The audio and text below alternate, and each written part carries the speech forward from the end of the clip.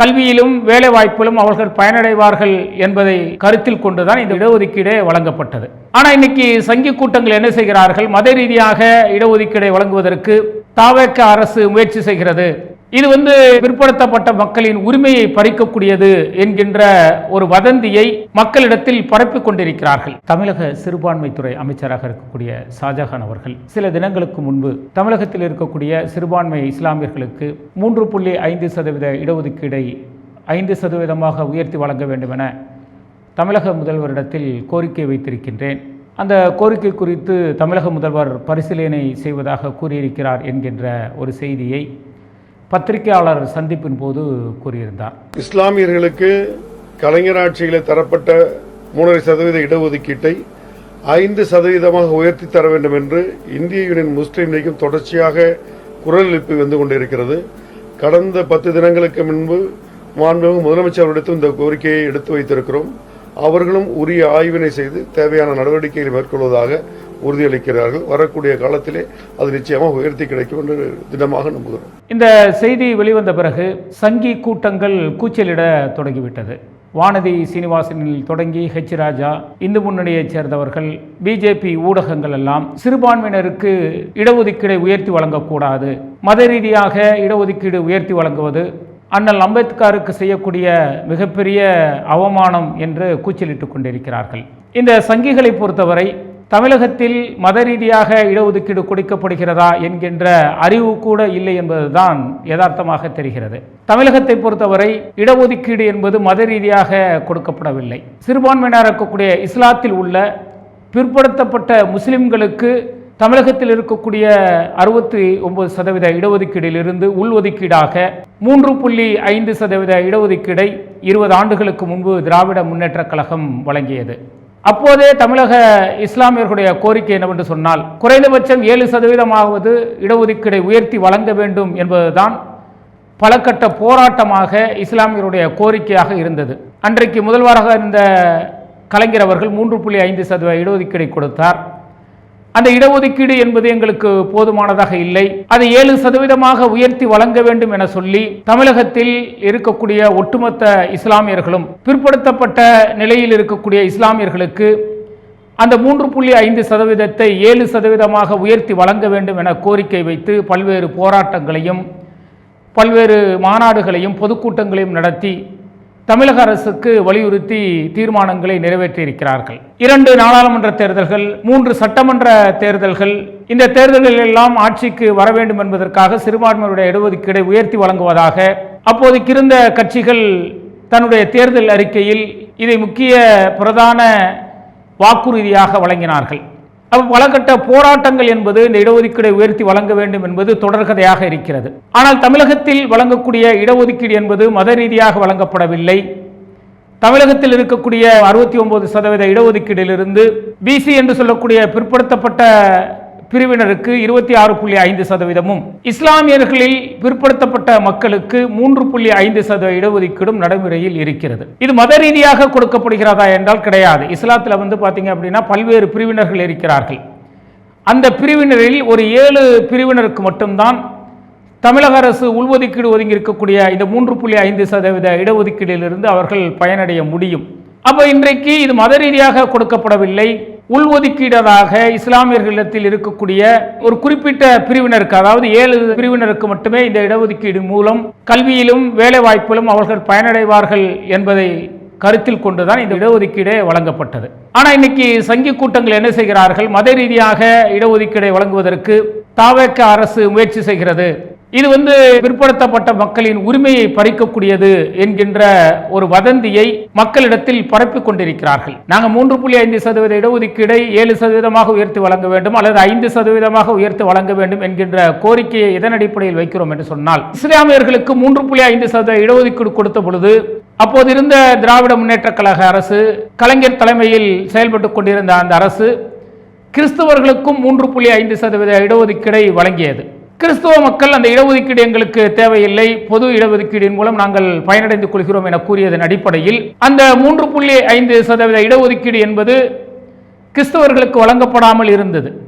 அப்ப அந்த இடஒதுக்கீடு என்பது ஏற்கனவே தீர்மானிக்கப்பட்ட 3.5% இஸ்லாமியர்கள் இடஒதுக்கீடு, கிறிஸ்தவர்களுக்கான 3.5% இடஒதுக்கீடு, மொத்தம் 7% இடஒதுக்கீடு என்பது சட்ட ரீதியாக உள்ஒதுக்கீடு குறித்து தமிழகத்தில் அதற்கான குழுக்கள் அமைக்கப்பட்டு ஆய்வு செய்யப்பட்டு உள்ஒதுக்கீடாக 7% வழங்கலாம் என பரிந்துரையின் அடிப்படையில் தான் அன்றைக்கு திராவிட முன்னேற்ற கழக அரசு கலைஞர் கருணாநிதி அவர்கள் இந்த இடஒதுக்கீடை வழங்கினார்கள். அப்ப இந்த உள்ஒதுக்கீடுகளிலிருந்து தான் இஸ்லாமியர்களுக்கு நாங்கள் இடஒதுக்கீடை உயர்த்தி வழங்கணும்னு கோரிக்கை வைக்கிறோம். ஆனா இதை இந்த சங்கி கூட்டம் எப்படி திரிக்கிறார்கள் என்றால், மத ரீதியாக இடஒதுக்கீடை இஸ்லாமியர்கள் பெறுகிறார்கள் என சொல்கிறார்கள். நாங்க மத ரீதியா இடஒதுக்கீடை கேட்கவே இல்லை. நீங்க நாடு முழுவதும் ஜாதி ரீதியாக கணக்கெடுப்பு நடத்துங்க.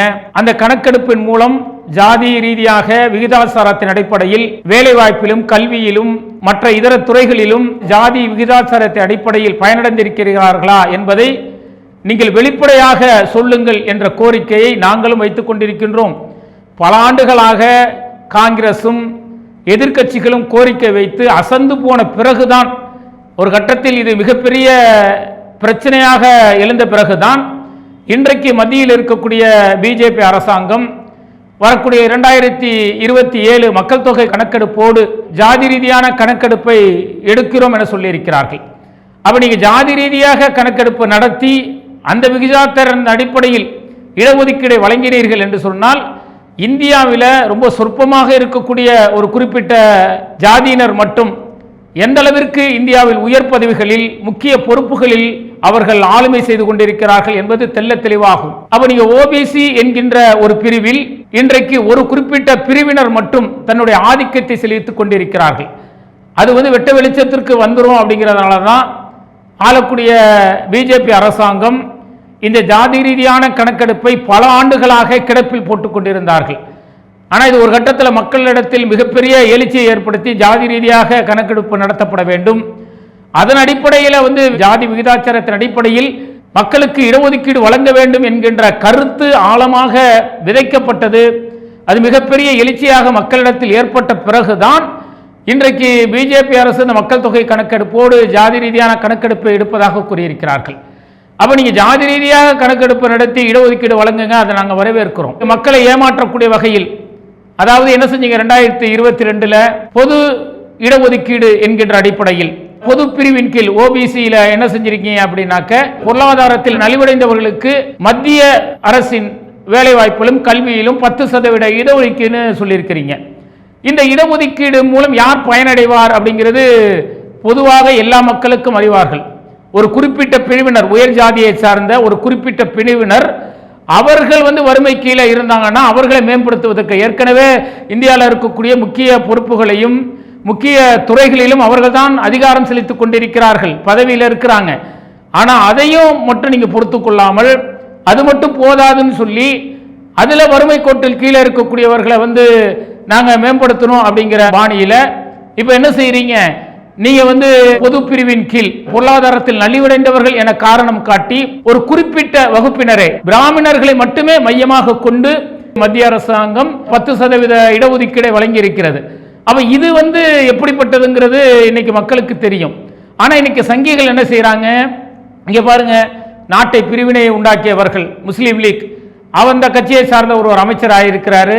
இன்னைக்கு இடஒதுக்கீடை கேட்டு பிற்படுத்தப்பட்ட மக்களின் இடஒதுக்கீட்டின் உரிமையை பறிக்கிறார் என்பது போன்ற ஒரு தவறான கருத்தை மக்களிடத்தில் உருவாக்கி, தென் மாநிலங்கள் போல இங்கும் ஏதாவது அசம்பாதத்தை ஏற்படுத்தலாம், மக்களிடத்தில் ஒரு கலவரத்தை உண்டு பண்ணலாம்னு இந்த சங்கி கூட்டம் நினைத்துக் கொண்டிருக்கிறது. ஆனால் தமிழக மக்கள் தெல்ல தெளிவாக இருக்கிறார்கள். இடஒதுக்கீடு என்பது 69%. அந்த 69%த்தில் பிற்படுத்தப்பட்டவருக்கு வழங்கப்படக்கூடிய 26.5% என்பது வழக்கமாக இருந்து கொண்டிருக்கிறது. முஸ்லிம்களுக்கு 3.5% இடஒதுக்கீடு இருக்கிறது. நாம கேட்பது, ஏற்கனவே நீங்க கிறிஸ்தவர்களுக்கு கொடுத்த அந்த 3.5% இடஒதுக்கீடு அவர்கள் வேண்டாம் என சொன்னதனால் அந்த இடஒதுக்கீடு இருக்கிறது. அந்த இடஒதுக்கீடிலிருந்து எங்களுக்கு 7%ஆகவோ அல்லது 5% உயர்த்தி வழங்கணுங்கிறத தான் நம்ம கோரிக்கையா வைத்திருக்கிறோம். அந்த கோரிக்கையை இன்னைக்கு அமைச்சர் தமிழக முதல்வருடைய கவனத்திற்கு கொண்டு சென்றிருக்கிறார். அதுவும் அதை அவர் பரிசீலிப்பதாக தமிழக முதல்வரும் சொல்லியிருப்பது வரவேற்கத்தக்கது.